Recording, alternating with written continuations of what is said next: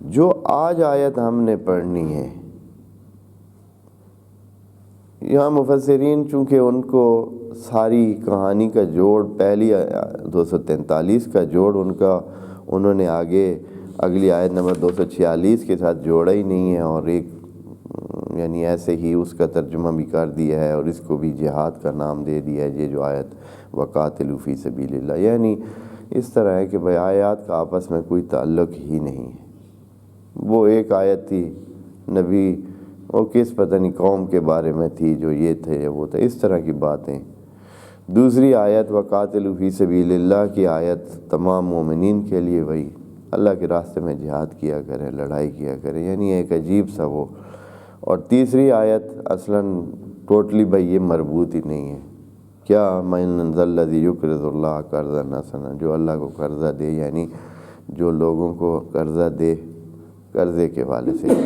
حالانکہ یہ ساری آیات ایک ہی موضوع ہے، ایک ہی مضمون ہے کہ اللہ فرما رہا ہے کہ جب یہ زندگی کرنی ہے اور اللہ کے راستے پہ چلنا ہے تو آپ کو مقابلہ کرنا ہو۔ اب مقابلے کے لیے کیا مسئلہ ہے؟ مقابلہ تو کریں ہیں اللہ ہم، لیکن اس مقابلے میں مال لگتا ہے، جان لگتی ہے، نقصان ہوتے ہیں۔ اس طرح تھوڑی ہے کہ ہم بیٹھ کر گھر میں کیا کریں، مقابلہ کریں۔ اگر ہم نے مقابلہ کرنا ہے تو وسائل چاہیے ہوں گے، ہمیں ٹائم اس پہ لگانا پڑے گا، ہمارے نقصانات ہوں گے، ہماری کھیتیاں رہ جائیں گی، ہمارے کاروبار رہ جائیں گے، ہمیں اور دوسرے اگر مقابلے کے طریقے ہیں تو اس میں ہمیں بھی اپنے وسائل خرچ کرنے پڑیں گے۔ ہو سکتا ہے کوئی بندے اس میں جانی نقصان کار بیٹھے، ہو سکتا ہے کوئی مالی نقصان کار بیٹھے ہو، کوئی زخمی ہو جائیں، ممکن ہے پتہ نہیں کیا کیا نقصان ہوں گے۔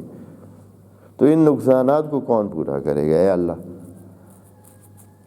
یہاں خدا کریم فرماتا ہے کہ اے بندگان خدا، جب آپ اللہ کے راستے پہ چلنے کے لیے، یعنی فی سبیل اللہ یہ ہے کہ آپ اللہ کے راستے اور اللہ کی دی ہوئی ہدایت کے مطابق زندگی گزاریں، یہ فی سبیل اللہ ہے۔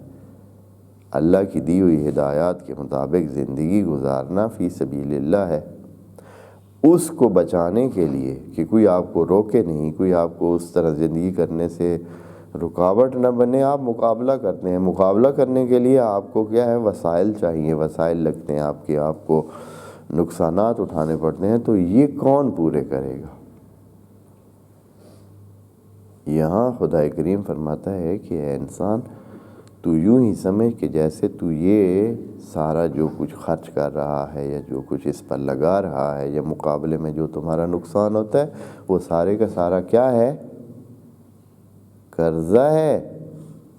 سارا قرضہ تو دے رہا ہے، اور قرضہ بھی کس کو دے رہا ہے؟ اللہ کو قرضہ دے رہا ہے۔ قرض جب تو دیتا ہے تو تمہیں واپس ملتا ہے یا نہیں؟ قرض کا مطلب یہ ہوتا ہے واپس ملنا ہے۔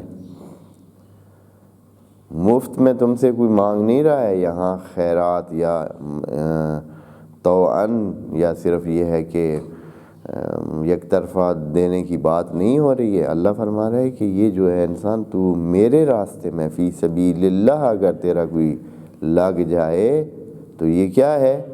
قرضہ ہے۔ من ذا الذی یقرض اللہ، جو اللہ کو قرضہ دے،